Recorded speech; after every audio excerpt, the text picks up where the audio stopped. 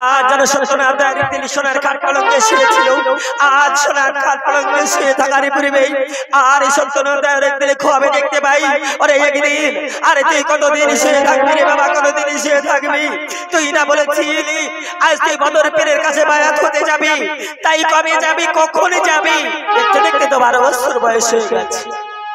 তাই সেই দিন বাবা কি করেছিল, সত্যনারায়ণ রায়ের একদিন সোনার খাট পালঙ্কে শুয়েছিল, আর এইদিকে আজ সোনার খাট পালঙ্ক ছেড়ে আজ মাটিতে পড়ে আছে। আর তার জননী কি করেছিল? তার জননী বাবা আজ এসে আজ তার সন্তান প্রতিদিনই ডাকে, কেন ডাকে না? তার পূর্বে এসে দেখুন তার জননী কি বলছে। ওগো খোদা, আজ আমার সন্তান সোনার খাট পালঙ্ক ছেড়ে মাটিতে মলিন বদনে শুয়ে আছে। আজ আমার সোনার একদিনের এমন কি হয়েছে গো খোদা? আজ আমি কি করি? এখনই ফিরে যাব। ওরে আমার এমন হলো,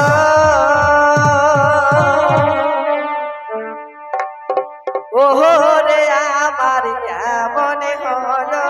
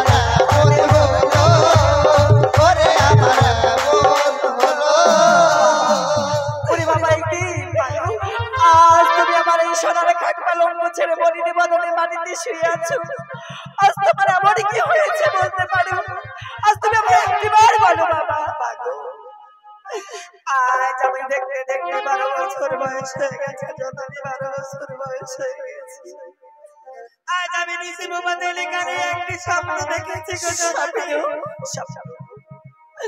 আজ আমি তোমার কোলে বা তোমার কাছে কতদিনই থাকবো। আজ নাই আমি যাবো বদর পীরের মাদ্রাসায় শিক্ষায় বলছিস, তাই তুমি হাসি মুখে বিদায় করো মাগো। ওরে বাবা, আজ তোকে দিনে 36 বছর কামাই করে কতটা সাধনা করে আমি বলে পেয়েছি। আজ আমি তোকে ছেড়ে কেমন করে থাকবো বাবা? বাবা, আজ আমি তোকে বিদায় দিয়ে থাকতে পারবো না। কোথায় মাতা জানা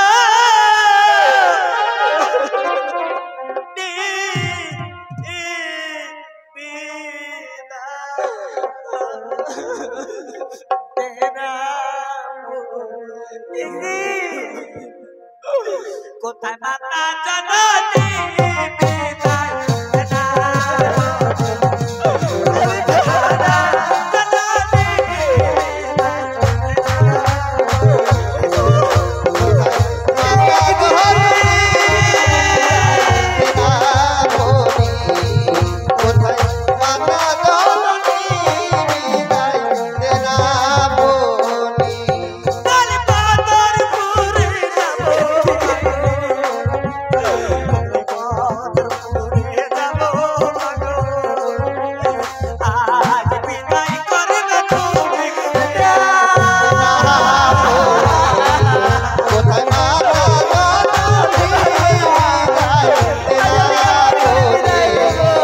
ভাই মা